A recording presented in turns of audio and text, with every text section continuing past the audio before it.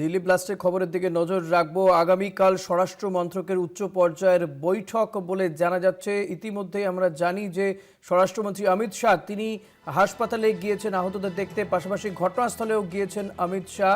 দিল্লিতে লালকেল্লা মেট্রো স্টেশনে 1 নম্বর গেটের কাছে একটি পার্কিং লটে যে গাড়ি দাঁড়িয়েছিল i-20 গাড়ি, সেই গাড়িতে বিস্ফোরণের ঘটনা ঘটে। তবে এই বিস্ফোরণ কি নাশকতা, এই নিয়ে প্রশ্ন উঠতে শুরু করেছে।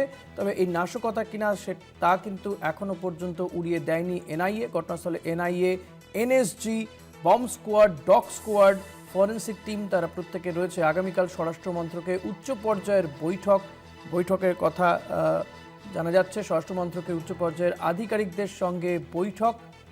দিল্লি যে বিস্ফোরণের ঘটনা ঘটেছে সেই বিস্ফোরণ নিয়েই কিন্তু এই বৈঠকে আলোচনা হবে বলে জানা যাচ্ছে। লালকেল্লার কাছে যে বিস্ফোরণের ঘটনা, লালকেল্লা মেট্রো স্টেশনে 1 নম্বর গেটের কাছে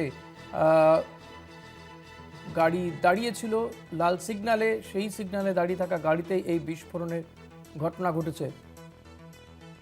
অরিত্র ঘোষ রয়েছেন আমার সঙ্গে টেলিফোনে। অরিত্র, আগামীকাল স্বরাষ্ট্র মন্ত্রকে উচ্চ পর্যায়ের বৈঠকের কথা জানা যাচ্ছে, এই বিষয়ে আর কি আপডেট পাচ্ছ তুমি? দেখো, ইতিমধ্যেই স্বরাষ্ট্রমন্ত্রী অমিত শাহ তিনি হাসপাতাল, লোকনায়ক হাসপাতাল দিল্লি এবং একই সাথে যে মেট্রো স্টেশন লালকেল্লা মেট্রো স্টেশনে 1 নম্বর গেটের বিস্ফোরণ স্থল অর্থাৎ প্লেস অফ অকারেন্স সেখানে ইতিমধ্যেই ভিজিট করেছেন। দুটি জায়গায় তিনি সরেজমিনে খতিয়ে দেখেছেন। একই সাথে দিল্লি পুলিশের সিপি থেকে শুরু করে national security guard, NIA, IB এবং দিল্লি পুলিশের স্পেশাল সেল, ক্রাইম ব্রাঞ্চ প্রত্যেকের সাথে আলাদাভাবে তিনি কথা বলে ঘটনার পূর্ণাঙ্গ তদন্ত নির্দেশ দিয়েছেন। এবং একই সাথে যেটা এই মুহূর্তে খবর উঠে আসছে যে আগামীকাল মিনিস্ট্রি অফ হোম অ্যাফেয়ার্স তথা স্বরাষ্ট্র মন্ত্রকে উচ্চ পর্যায়ের বৈঠক, হাই অফিসিয়ালস, সিনিয়র অফিসিয়ালসদের নিয়ে আগামীকাল স্বরাষ্ট্র মন্ত্রকে বৈঠকে বসতে চলেছেন স্বরাষ্ট্রমন্ত্রী অমিত শাহ। যেটা স্বরাষ্ট্র মন্ত্রক সূত্রে খবর যে এই বিস্ফোরণের ঘটনা কিভাবে ঘটলো, কোথায় থেকে বিস্ফোরণের এই গাড়িটি এসেছিল, কিভাবে এসেছিল এবং সিকিউরিটি পারপাসে আরো যা যা বিষয়গুলি নজর দেওয়া দরকার সেই সমস্ত বিষয়গুলি নিয়ে আগামীকাল বৈঠকের সম্ভাবনা এমনটাই জানা যাচ্ছে স্বরাষ্ট্র মন্ত্রক সূত্রে। এবং এই যে বিস্ফোরণের তদন্ত, সেই বিস্ফোরণের তদন্তে এনআইএ, ন্যাশনাল ইনভেস্টিগেশন এজেন্সি এবং ফরেন্সিক যাতে থরলি এই ইনভেস্টিগেশন করে সেই বিষয়ে তিনি কিন্তু কথা বলেছেন।